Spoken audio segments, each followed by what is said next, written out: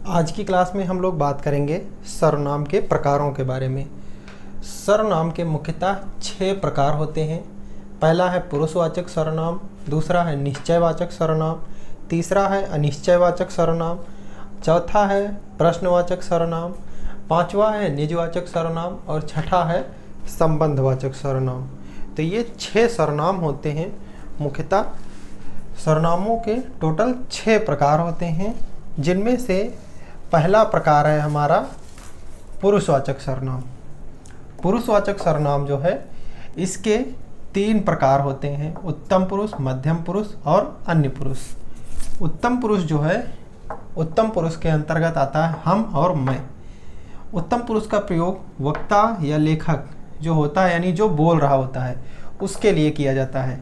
तो वक्ता जो होता है या लेखक, उसके लिए हम उत्तम पुरुष का प्रयोग करते हैं। उत्तम पुरुष में आता है हम और मैं। हम जो है ये बहुवचन होता है, मैं जो होता है ये एक वचन होता है। फिर आता है हमारा मध्यम पुरुष। दूसरा प्रकार है इसका मध्यम पुरुष। मध्यम पुरुष इसका प्रयोग किया जाता है श्रोता के लिए, अर्थात जो सुन रहा है, जो सुन रहा है उसके लिए हम मध्यम पुरुष का प्रयोग करते हैं। मध्यम पुरुष के लिए हम प्रयोग करते हैं तुम, आप या तू। इसका हम एक वचन में भी प्रयोग करते हैं और बहुवचन में भी प्रयोग करते हैं। तो मध्यम पुरुष एक वचन भी हो सकता है, बहुवचन भी हो सकता है। तीसरा है अन्य पुरुष। अन्य पुरुष के अंतर्गत आते हैं वह और वे। अन्य जो है पुरुष के अंतर्गत आते हैं जिसके विषय में बात हो रही हो, अर्थात जिसके विषय में बात चल रही हो, तो उसके लिए हम अन्य पुरुष का प्रयोग करते हैं। अन्य पुरुष में आता है वह और वे। वह जो है ये एक वचन है, वे जो है ये बहुवचन है। तो पुरुषवाचक सर्वनाम के 3 होते हैं, उत्तम, मध्यम और अन्य। उत्तम का प्रयोग वक्ता और लेखक के लिए, मध्यम का श्रोता के लिए, अन्य का जो है जिसके विषय में बात हो रही हो। दूसरा जो प्रकार है हमारा वो है निश्चयवाचक सर्वनाम। निश्चयवाचक सर्वनाम जो है ये निश्चितता का बोध कराते हैं, यानी निश्चयवाचक सर्वनाम जो होते हैं ये किसी भी वस्तु की निश्चितता का बोध कराते हैं। ये 2 प्रकार के होते हैं, एक तो निकटवर्ती और एक दूरवर्ती। निकटवर्ती के अंतर्गत आते हैं यह और ये, और दूरवर्ती के अंतर्गत आते हैं वह और वे। जैसे कहा जाए यह एक पुस्तक है, तो यहाँ पर पता चल रहा है कि यह एक पुस्तक है, अर्थात पुस्तक के बारे में पता चल रहा है कि यह एक ही पुस्तक है, अर्थात निश्चित है। जैसे ये लड़के हैं, तो उन लड़कों की गिनती की जा सकती है कि कितने लड़के हैं। अगर कहा जाए वह एक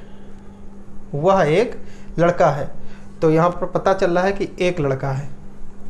और कहा जाए वे लड़के हैं, तो उनकी भी हम गिनती कर सकते हैं। तो जहाँ पर निश्चितता का बोध होता है वहाँ पर निश्चयवाचक सर्वनाम होता है। तीसरा प्रकार है हमारा अनिश्चयवाचक सर्वनाम, अर्थात जहाँ पर अनिश्चितता का बोध होता है, जहाँ पर अनिश्चितता का बोध होता है वहाँ पर अनिश्चयवाचक सर्वनाम प्रयोग किए जाते हैं, अर्थात अनिश्चितता का बोध हो। तो जैसे कि कुछ और कोई। कुछ मतलब कि जैसे कहा जाए कुछ लोग आए थे, तो हमें यहाँ पर पता नहीं कितने लोग आए थे, उनकी संख्या हमें नहीं पता है। अगर कहा जाए कोई आया है, कोई आया है, तो इससे पता नहीं चल रहा है कि लड़का आया या लड़की आई, कौन आया है, तो पता नहीं चल रहा है कि कौन आया है। तो जहाँ पर अनिश्चितता का बोध होगा वहाँ पर अनिश्चयवाचक सर्वनाम होगा। चौथा प्रकार है हमारा प्रश्नवाचक सर्वनाम, अर्थात जब प्रश्न, जिन शब्दों से प्रश्न पूछने का बोध होता है उसे प्रश्नवाचक सर्वनाम कहा जाता है। जैसे कि क्या, क्यों, कौन, कहाँ, कब, कैसे, ये सभी प्रश्नवाचक शब्द हैं। अगर वाक्य में इन शब्दों का प्रयोग होता है और इनसे प्रश्न का बोध होता है तो ये सभी शब्द हमारे प्रश्नवाचक सर्वनाम कहलाते हैं, अर्थात जिन शब्दों से प्रश्न पूछने का बोध हो वो सभी प्रश्नवाचक सर्वनाम होते हैं। पांचवा है हमारा निजवाचक सर्वनाम। निजवाचक सर्वनाम काफ़ी इम्पॉर्टेंट है, अर्थात स्वयं के लिए जो शब्द प्रयोग किए जाते हैं वाक्य में, स्वयं के लिए, उन शब्दों को हम निजवाचक सर्वनाम कहते हैं। जैसे कि स्वयं, खुद, स्वतः। आप मतलब कि अर्थ होता है आत्मा, यानी स्वयं की आत्मा के लिए हम जो शब्द प्रयोग करते हैं उसे हम निजवाचक सर्वनाम कहते हैं। जैसे कि कहा जाए मैं यह काम स्वयं कर लूँगा, या मैं यह काम खुद कर लूँगा, या मैं यह काम स्वतः ही कर लूँगा। तो तीनों शब्द जिनका एक ही अर्थ है, ये स्वयं के अर्थ में प्रयोग किए जाते हैं, यानी खुद के लिए प्रयोग होते हैं। इनका अर्थ होता है अपना, इनका अर्थ होता है अपना, स्वयं, खुद या स्वतः। तो जहाँ पर ऐसे शब्द प्रयोग होते हैं वहाँ पर उन्हें हम निजवाचक सर्वनाम की संज्ञा देते हैं। छठा है हमारा संबंधवाचक सर्वनाम, यानी ऐसे शब्द जो संज्ञाओं के मध्य या दो वाक्यों के मध्य संबंध को प्रकट करें। अर्थात वाक्यों के मध्य या शब्दों के मध्य संबंध प्रकट करने वाले शब्द संबंधवाचक सर्वनाम कहलाते हैं। जैसे कि जो डैश डैश सो, जैसी डैश डैश वैसी, जैसा डैश डैश वैसा। जैसे जो जैसा करेगा सो वैसा भरेगा, अगर कहा जाए जो जैसा करेगा सो वैसा भरेगा, तो यहाँ पर जो डैश डैश सो ये संबंधवाचक सर्वनाम है। दूसरा है जैसी डैश डैश वैसी, जैसे कहा जाए जैसी करनी वैसी भरनी, तो जैसी डैश डैश वैसी ये जो है संबंधवाचक सर्वनाम है।